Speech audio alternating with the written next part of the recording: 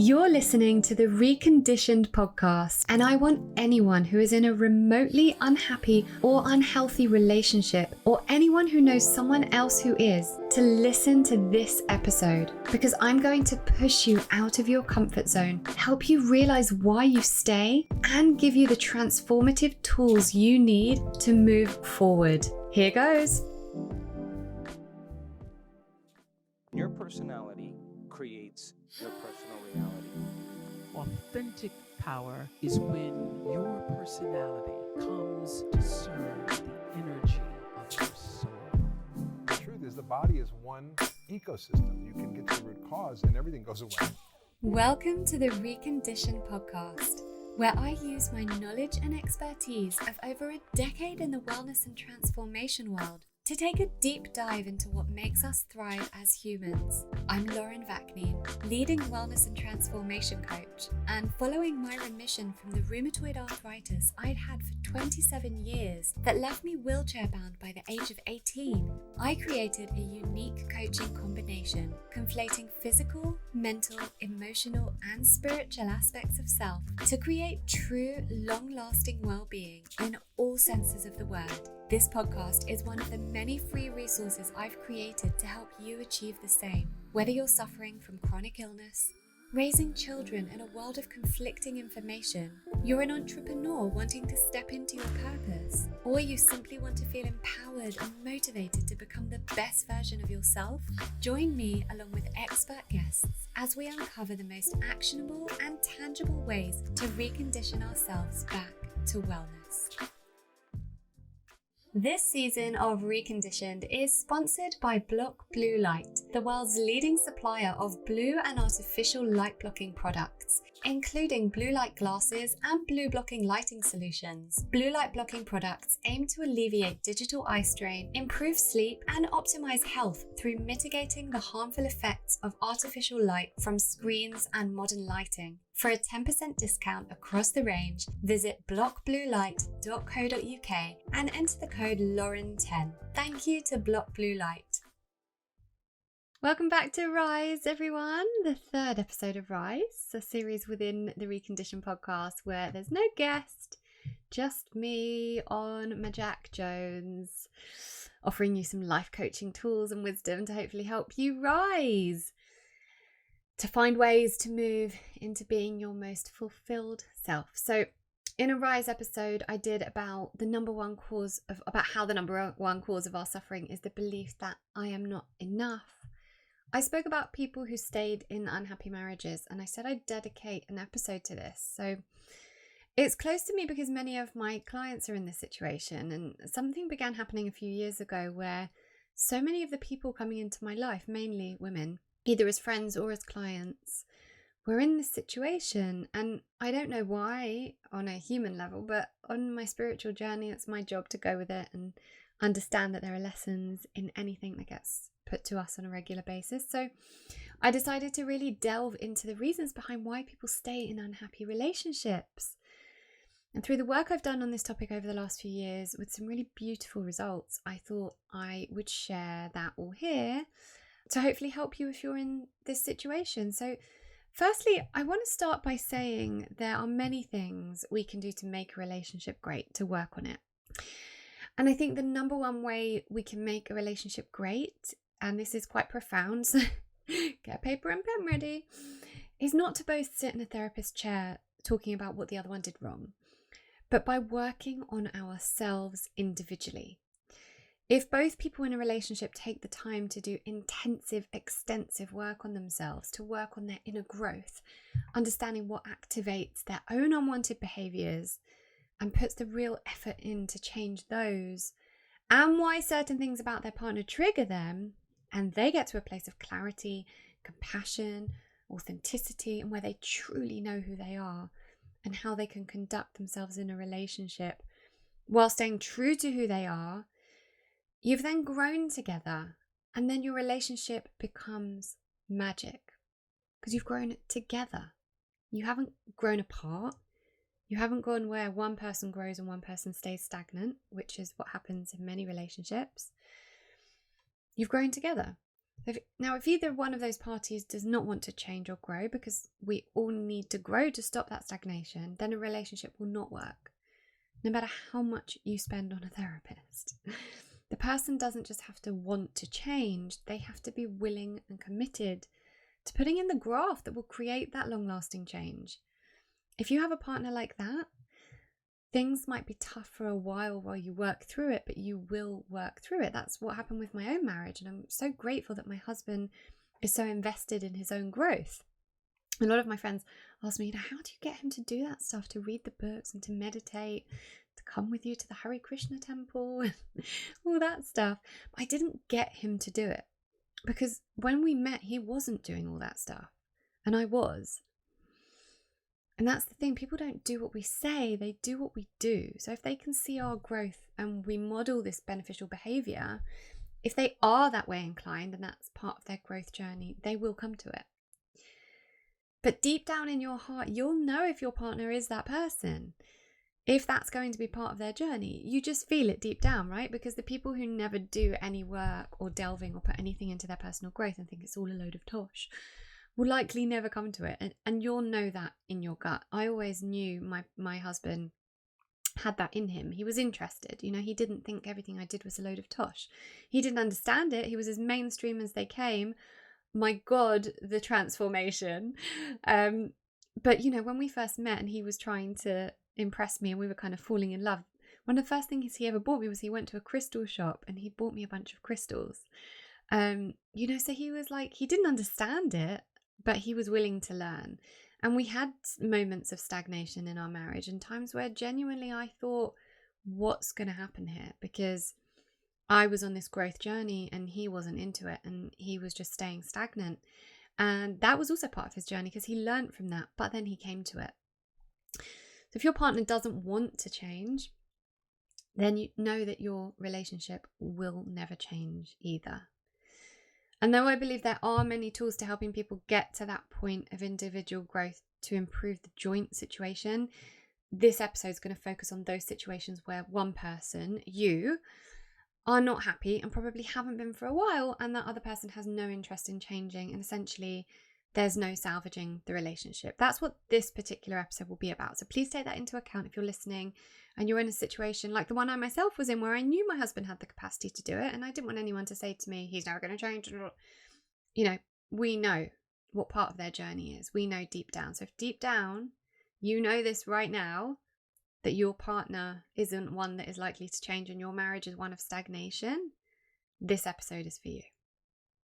And to give it context, the episode I did about the cause of all suffering, I told you that the cause of most of our suffering is the idea that I am not enough. And here it is. The reason you're staying in a bad marriage or a bad relationship comes down to this and only this. I am not enough. So at this point, there'll probably be people out there getting annoyed at me saying, but it's way more than that. There are finances to consider and logistics, children. For God's sake, I have children. But let me let you in on a little secret. It still comes down to I am not enough. And let me explain why. I'm sure you've heard about people in way more dire situations than yours who left an abusive partner or an unhealthy relationship. Maybe they had to go to a refuge just to escape and start from scratch. And yes, maybe it was utter desperation that led them there. But sometimes that state is a better one to be in, because that idea of, well, I'm not unhappy, forces people to stay. If you're one of those people, you know full well what I'm talking about right now. Well, I'm not unhappy. He doesn't abuse me. We don't even really argue. As if that, which should be the bare minimum, becomes a bonus. Nuh-uh. Not being beaten up isn't a bonus. It's a given. Having your partner put their phone down come evening to look you in the eye and engage with you and be interested in you is not a bonus, my love. It's a given. A bonus would be a partner who goes to work all day and then comes home to cook you a meal and run you a hot bath and not see that as medal worthy.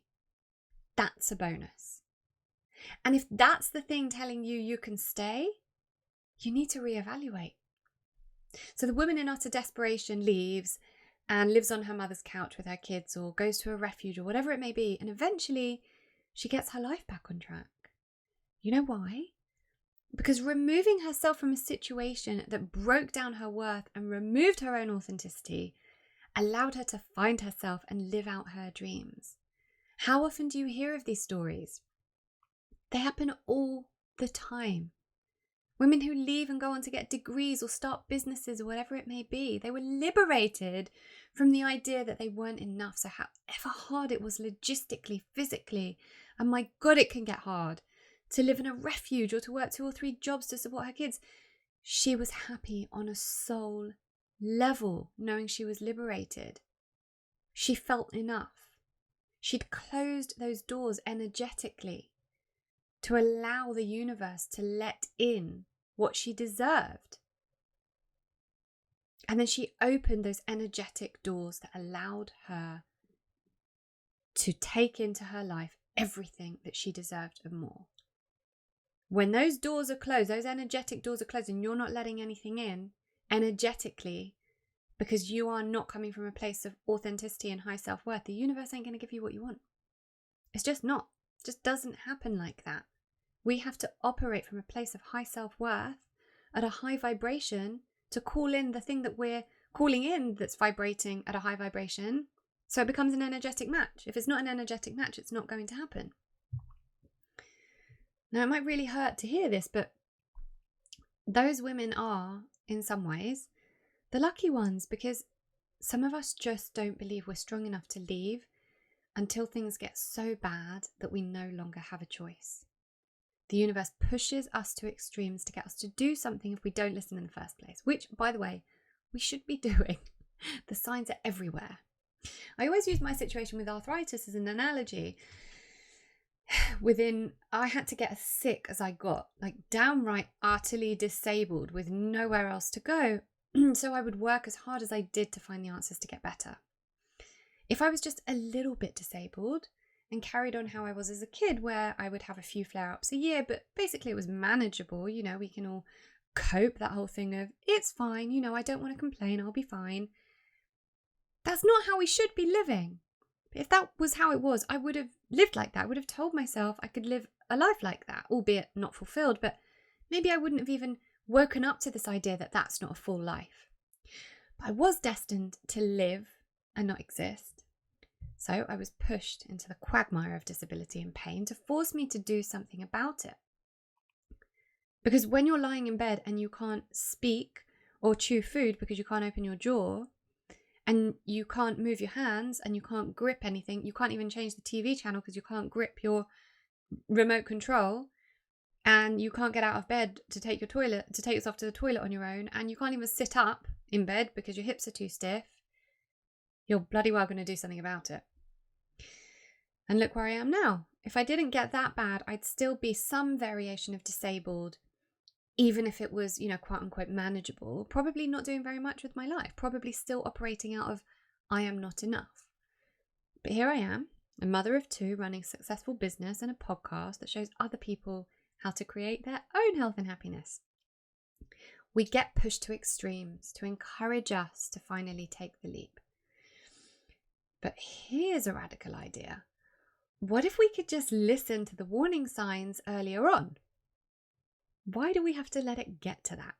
The universe is guiding and goading us all the time, but we refuse to listen. So if you're staying because of logistics or finances, in the majority of cases, it will come down to a story you're telling yourself. It is always a story. I can't afford to leave. He's the breadwinner. My kid is going through puberty or starting exams, or they're too young, or they're too old. These are stories. They might be real to you. I get that. But they're only real because you made them real.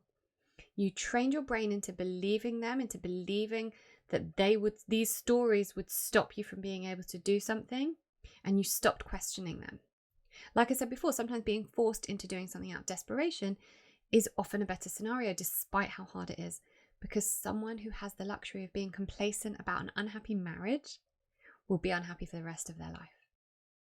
Whereas someone who suffered so much that they didn't have a choice will go through great suffering for a while, but will eventually come out the other side once they're energetically free to be who they want to be. And also, that suffering isn't in vain. they'll learn and grow a lot because of that suffering. And we grow a lot less when we're in a state of stagnation. So in the long run, who's doing better? The woman who really, really suffered for a short amount of time, but is free and happy and genuinely happy and fulfilled, or the woman who's just not unhappy, living a life of stagnation, spending her whole life unfulfilled? We'll be back to the episode really soon, but first, a quick word from our sponsors, Block Blue Light. So as a busy mum and entrepreneur, there are days where I have to work into the evening, and this means being at my screen way longer than I'd prefer. So a while back, I invested in a pair of blue light blocking glasses. Now, if you've never heard of blue light blocking, let me give you a quick rundown. Natural blue light from the sun boosts our mood and alertness, but technology has meant that we're now exposed to so much artificial blue light from screens, devices, and all modern lighting, and it's really affecting our health. Artificial blue light disrupts our sleep, interferes with our hormones, and causes digital eye strain, which can lead to long-term eye health issues. Now, I've been wearing my blue light blocking glasses for a while, but it was in the second lockdown when I was homeschooling that I decided to get a pair for my 5-year-old to protect him from the amount of screen time that was required for his learning. And he now wears them anytime he's at a screen and if he's watching TV after dark. We got them from Block Blue Light, who are the world's leading supplier of blue and artificial light blocking products. I chose them above some of the other brands because they're dedicated to delivering the world's most optimal and science-backed blue light glasses and blue blocking lighting solutions like light bulbs. Some benefits you might notice instantly are improved sleep, less headaches, less migraines if you suffer from them, less eye strain, and a genuine boost in your well-being as your body adjusts back to its natural circadian rhythms. And let me tell you, since wearing these glasses, it's the first time in his whole 5 years that my son has slept past 7 a.m. And my most recent revelation with Block Blue Light has been their fit over glasses, because I wear glasses for TV and computer and was finding it hard to wear both. But the fit over glasses are designed to slip right over your normal glasses without any heaviness or strain, so you get the best of both worlds. So to check out all of Block Blue Light's incredible health boosting products, including day and nighttime glasses, blue light blocking light bulbs, and 100% light blocking sleep masks to help you into a deeper sleep, visit blockbluelight.co.uk and use the code Lauren10 for a 10% discount. That's blockbluelight.co.uk and use the code Lauren10. Thank you to Block Blue Light. So let me ask you, if you're telling yourself the story of, I can't afford to leave, have you sat down, and this is a genuine question because this is what I do with my clients when they say this. I ask, have you sat down and written out all your finances? Have you worked out how much you would need to be able to leave, or how you could make it work, the logistics of the house, etc., etc.? Have you spoken to a solicitor to get advice on what you're entitled to, or indeed how you could make it work, even if you believe you don't have enough? Have you done that? If not, then anything about finances that you're telling yourself is a story. If finances is really the thing holding you back, do your due diligence there. And if you're telling yourself the story of, I don't want to divorce or leave because of the kids, as much as this is going to push you out of your comfort zone to hear, and guys, I'm not here to make you feel comfortable. I'm here to get you comfortable in your discomfort. Okay? I'm here to push you past these boundaries. I'm here to help you grow. I'm not here to make you feel comfortable. So if you don't like this, that's totally fine. Feel free to turn it off if you're not here, if you're not there yet. You're not ready to take part in this sort of growth. That's totally fine. That might not be your journey right now. Turn this off by all means. But this is going to push you out of your comfort zone. So if you are ready, let me ask you this. Would you want this for your kids? If your kid grew up to end up in a relationship like the one you're in, how would you feel? Write that down in your journal. Pause this and write that down in your journal right now.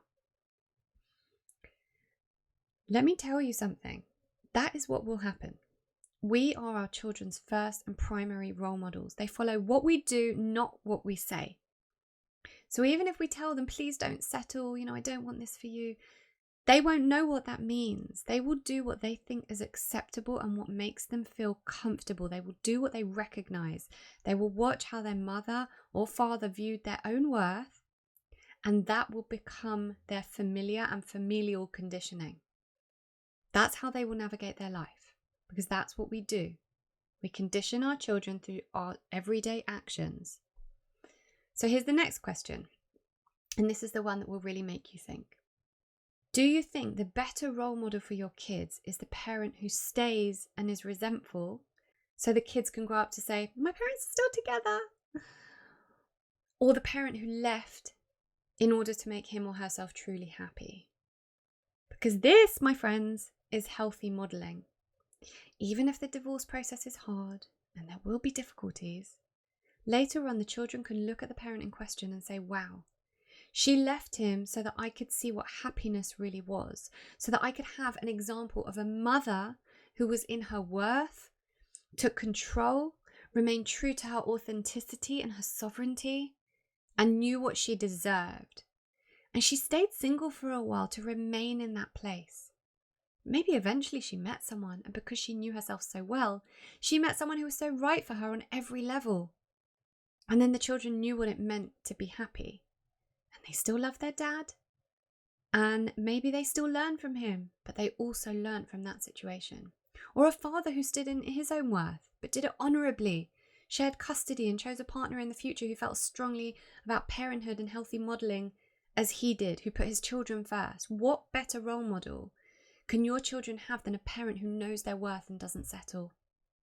I always like to use this analogy.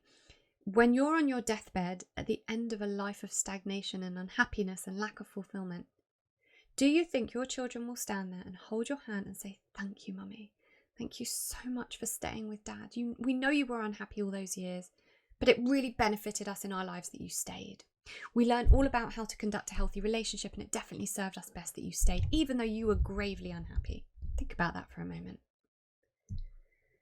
They might not outwardly say thank you for leaving and showing us how to stand in your worth and model a healthy relationship, but I can guarantee the latter will be more likely than the former.